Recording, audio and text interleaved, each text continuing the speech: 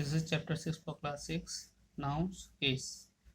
Today I will tell you about case.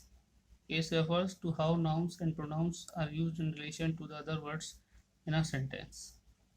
Case बताते हैं किस तरीके से नाउन या प्रोनाउन को यूज़ किया जाता है दूसरे वर्ड्स के रिलेशन को समझाने के लिए किसी एक सेंटेंस में। और ये तीन तरह के होते हैं, subjective, objective and possessive. Now subjective case is sometimes also called a nominative case. Subjective case को हम कभी कभी nominative case भी कह देते हैं.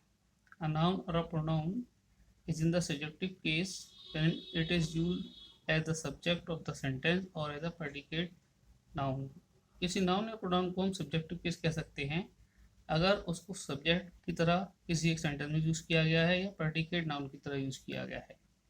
A predicate noun follows a form of the be verb. Predicate noun जब भी यूज़ किया जाएगा उसके साथ बी फॉर्म की वर्ब यूज़ की गई and it name the subject of the sentence, और वो सब्जेक्ट के रूप को बदल देता है. कुछ एग्जांपल से इसे समझेंगे. एग्जांपल्स देखिए. Susan hopes to finish her project tonight. Valerie danced in the inter state competition. Third, Rob is a clown. तो आप देखेंगे पहले दो जो सेंटेंस है उसमें सुशन और दूसरा वैलरी, ये दोनों ही जो सेंटेंस में जो सब्जेक्ट हैं दोनों ही सब्जेक्टिव केस की तरह फॉर्म किए गए हैं, यानी कि ये सब्जेक्टिव केस की फॉर्मेशन में आ जाती हैं. थर्ड सेंटेंस में Rob is a clown. Clown क्या है? प्रेडिकेट है, लेकिन ये एक नाउन भी है. उससे पहले हमने यहाँ पर हेल्पिंग वर्ब यूज़ की है, तो हम कह सकते हैं क्लाउन जो है वो प्रेडिकेट नाउन की फॉर्मेशन में है. Now come to objective case. A noun or pronoun is in the objective case when it is used as a direct object, an indirect object or an object with a preposition. Noun या pronoun जब use किए जाते हैं objective case में तो या तो वो डायरेक्ट ऑब्जेक्ट होते हैं या इनडायरेक्ट ऑब्जेक्ट होते हैं या फिर ऑब्जेक्ट विद अ प्रीपोजिशन कहलाते हैं. इनको कुछ एग्जाम्पल से हम समझ सकते हैं, जैसे डैड प्रिपेयर्ड द डिनर. अगर हम क्वेश्चन करते हैं व्हाट डैड प्रिपेयर्ड, आंसर आ गया डिनर, तो डिनर जो है वो ऑब्जेक्ट होगा, और क्योंकि व्हाट से आंसर आया है इसलिए डायरेक्ट ऑब्जेक्ट होगा. Next, our dog crawled under the fence. तो आप देखेंगे हमने प्रीपोजिशन को यूज़ किया अंडर को, उसके बाद हमने द फेंस को यूज़ किया, तो द फेंस ऑब्जेक्ट हो गया प्रीपोजिशन का, तो इसको हम बोल सकते हैं object of the preposition. Next है mom give us the money.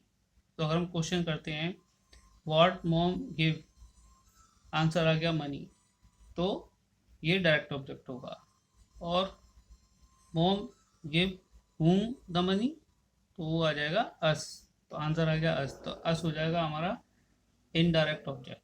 इस तरीके से हम डायरेक्ट और इनडायरेक्ट ऑब्जेक्ट कुछ फाइंड आउट कर सकते हैं. Now come to possessive case. Possessive case show करता है पोजीशन को या ओनरशिप ऑफ एन ऑब्जेक्ट को. कुछ एग्जाम्पल से हम समझेंगे इसको. Mom wash Natasha's dress. तो ड्रेस किसकी है? नताशा की, तो ये पोजीशन दिखाती है.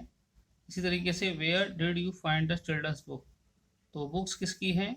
चिल्ड्रन की, तो पॉजिटिव दिखाती है, पॉजिटिव फॉर्मेशन को शो करती हैं.